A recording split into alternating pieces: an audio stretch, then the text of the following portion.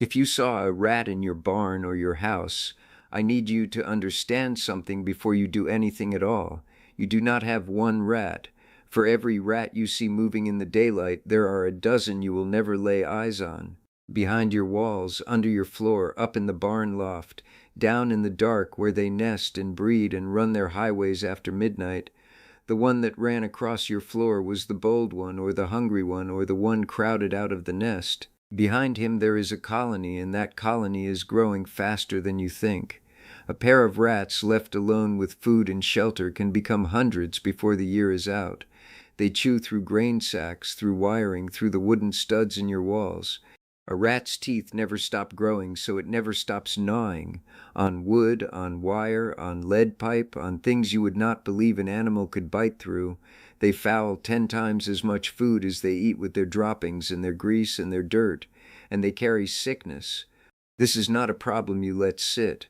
My name is Earl, and I have kept a farm out here in the Ozarks for going on 50 years. I have a barn, a feed room, a chicken house, and a corn crib, every one of them a place a rat would dearly love to move into. I have never once paid a man to come spray poison around this property, not because I could not, but because my grandfather taught me a better way, and his father taught him. That way costs about $2 and works better than anything you can buy at the hardware store. I am going to show you that $2 method today, exactly how to build it, and exactly where to put it. Then I am going to show you the rest of the system because the trap alone is only half the battle. And I am going to tell you the part the pest control company would rather you never figured out, which is that the whole modern way of dealing with rats is built to keep you paying month after month for a problem the old people solved for free. If you are new here, welcome to Homestead Grandpa. Hit that subscribe button right now so you do not miss a single video. I put one out every week, and I do not waste your time. Now let us get into it. Let me start by telling you why the things most people try do not work, because once you understand that, the rest makes sense. When most folks find a rat, they do one of two things. They buy a snap trap or they buy poison. The snap trap is not a bad tool. I have nothing against it. But it catches one rat and then sits there until you come reset it. If you have a real infestation, you would need 50 of them and someone to tend them all day. And here is the thing about rats that most people do not know. They are smart and they are suspicious. A rat does not trust anything new in its path. You put a strange metal contraption where he runs, and he will walk around it for days before he works up the nerve to touch it. The old trappers had a name for it, neophobia, fear of new things. A rat has it bad. So your one snap trap sits there untouched while the rats keep breeding in the dark. The poison is worse, and I will be plain about why I do not use it. Poison is slow. The rat eats it, wanders off, and dies somewhere you cannot reach. Inside your wall, under your floor, up in the insulation. Then you have a dead rat rotting in a place you cannot get to, stinking for 2 weeks and drawing flies. And the poison does not stay where you put it. A rat can carry a chunk of it off. A barn cat, a dog, a hawk, or an owl can eat a poisoned rat. I keep cats on this place, and I keep them on purpose, and the last thing I want is to poison the very animals doing my rat work for me. Poison is off the table on this farm, and I would tell you to keep it off yours. What did people use before there was a poison aisle at the hardware store and a man in a truck with a spray rig? The simplest thing in the world, a bucket. Here is the trap. It costs about $2 if you already have a bucket, which most folks do. Even if you buy everything new, you are under $20. Take a 5-gallon bucket, the kind you carry feed in or mix concrete in, any bucket about that size. Across the top of it, you need a bar that can spin freely. The way my grandfather built it is to take a tin can, a soda can, a soup can, any small metal cylinder, and run a stiff wire or a thin metal rod straight through the middle of it end to end like an axle. You lay that rod across the rim of the bucket so the can hangs in the middle and spins freely when anything touches it. Smear a little peanut butter right in the center of that can, then lean a board up against the side of the bucket from the floor to the rim so a rat can climb up.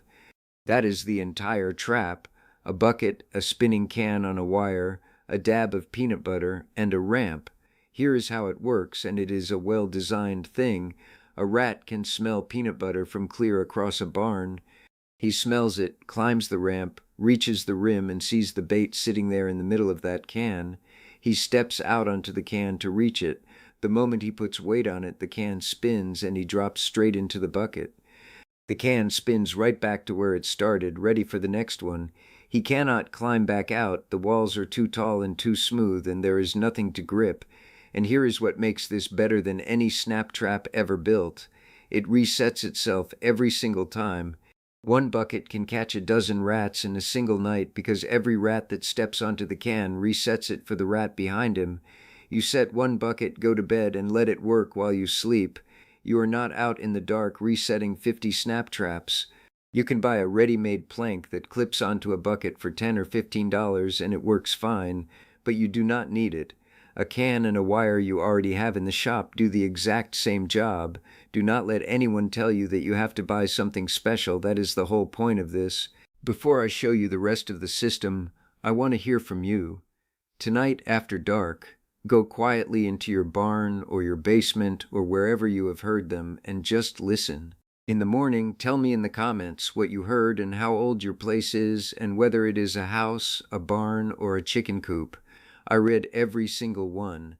And if you have not subscribed yet, now is the time. New video every week. You have a choice to make about that bucket, and I want to be straight with you about it. You can run it wet or you can run it dry. Put a few inches of water in the bottom and the rat that falls in drowns. You will have a bucket of dead rats in the morning to bury, nothing more to tend. That is how most old farmers ran it, and it is effective.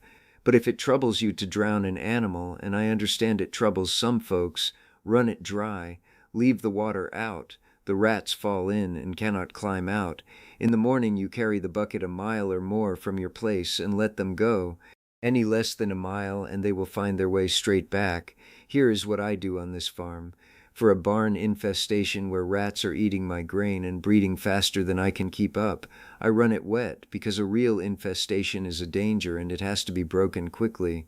For a mouse or two that wandered into the house in October, I run it dry and carry them out to the back field. You decide what sits right with you. Either way, the trap is the same. Now the trap is the part everybody wants to see, but I have to tell you what my grandfather told me. The trap does not solve your rat problem. The trap cleans up the rats you already have. If you do not do the other half, you will empty that bucket forever, because new rats will keep coming as fast as you catch the old ones. The real work, the work that actually ends it, is taking away the two things a rat cannot live without: food and water. Every bit of grain, every sack of feed, every bag of flour, cornmeal, or chicken scratch goes into metal with a tight lid. Not plastic. A rat chews through plastic like it is cardboard. Metal cans, metal bins, lids that latch. If a rat cannot get into your food, you have taken away the main reason he came. Do not leave feed out overnight. Feed the chickens what they will eat, then put the rest away. The dog's dish comes in at night. Spilled grain gets swept off the floor. A rat lives on what you waste. Stop wasting it where he can reach it, and you have cut his living off. Water is the same. A rat needs to drink, and he needs it often. Fix the dripping spigot. Fix the leak under the trough. Clear out any standing water he can reach. Then you close the holes. Walk your barn and your foundation in the daylight and look for how they are getting in. You will find the spots because rats leave a mark, a dark, greasy smudge around every hole they use regularly, from the oil in their fur rubbing that same place day after day. The old folks called them rub marks. Where you see a rub mark, you have found a rat highway. Stuff those holes with steel wool packed tight, or cover them with hardware cloth, or patch them with sheet metal. A rat will chew through wood, foam, and plastic, but he cannot chew through steel.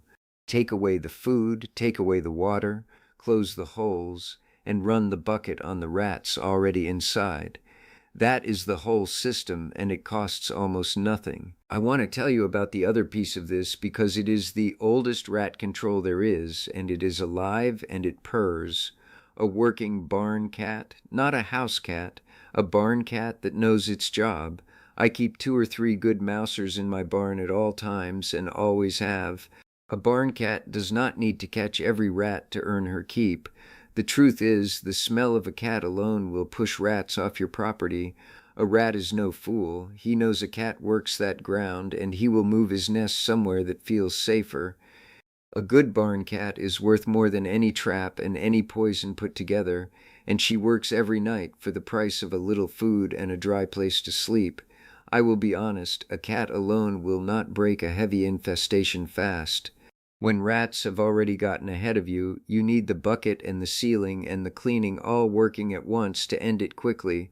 But once you have driven them down, 1 or 2 barn cats are what keeps them gone year after year with nothing more from you. My grandfather used to say a farm without a cat is just a rat farm nobody has noticed yet. He was not wrong. Think for a minute about who profits when you have rats. The pest control company profits, and they profit most when the problem never quite goes away. They come out, set poison in a locked box, put you on a quarterly contract, and send a man to refill the bait and mail you a bill, but the poison does nothing about the hole in your foundation or the open feed sack or the dripping spigot, the things that brought the rats in the first place. So the rats come back and the bill comes back and you pay it year after year. That is not an accident, that is the design. A rat problem is not really a rat problem. It is a food problem and a building problem. It is open grain and standing water and a hole nobody patched. The industry sells you a chemical answer to what is really a housekeeping answer because there is no money in housekeeping. Nobody can sell you a monthly contract to sweep up your spilled feed and seal your foundation and keep a barn cat. We have never paid for rat control on this place because we have never needed to. We sealed the grain, we fixed the leaks, we patched the holes, we kept the cats. And when the rats got ahead of us anyway, we set a bucket and let it work all night for free. $2 and a little attention against a bill that never ends. That is the choice once you see it clearly. Here is what I want you to do this week. Tonight after dark, go quietly to wherever you suspect them and listen. In the morning, take a flashlight and look for the rub marks, those dark, greasy smudges around the holes where they run. Then set the bucket, 5-gallon bucket, tin can on a wire spinning free across the top, peanut butter in the center, a board for a ramp, wet or dry depending on your situation. Set it right on the path where you found the rub marks, against the wall. Set 2 or 3 if the problem is bad. While the bucket works, do the real work. Get every bit of grain into metal with a tight lid, sweep the floor, fix the leaks, clear the standing water, pack steel wool into every hole you found. And if you do not have a barn cat, go find one. There are more than enough good mousers at farms and shelters that need a home and a job. Do all of it together. The bucket without the ceiling just empties forever. The ceiling without the bucket leaves you with the rats already inside. Together they end it, this week, for the price of a bucket. Tell me in the comments what you found when you went looking. I read every single one. Until next time, keep the gate latched, the ground fed, and take care of what is yours.